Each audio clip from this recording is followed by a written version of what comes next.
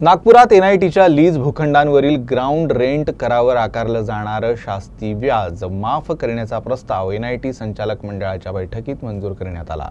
हा प्रस्ताव आता राज्य सरकारकडे पाठवला जाणार आहे। यासाठी अभय योजना सुरू करण्याची विनंती प्रन्यास राज्य सरकारकडे करणार आहे।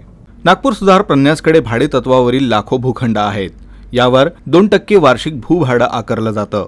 अनेक नागरिकांचं जमिनीचं भाडं वर्षानुवर्षे थकीत आहेत। सोबतच त्यांच्याकडून सतत व्याजही आकारलं जातंय। या प्रकरणांचा निपटारा आणि नागरिकांना जमिनीच्या भाड्याची थकबाकी भरण्याची सुविधा उपलब्ध करून देण्याच्या उद्देशानं अभय योजना सुरू करण्याचा प्रस्ताव मंगळवारी झालेल्या एनआयटी संचालक मंडळाच्या बैठकीत मंजूर करण्यात आला। आमदार मोहन मते यांनी हा प्रस्ताव मांडला होता, तो मंजूर झालाय। या विषयावर अभय योजना सुरू करण्यासाठी एनआयटी आपला प्रस्ताव आता राज्य सरकारकडे पाठवणार आहे।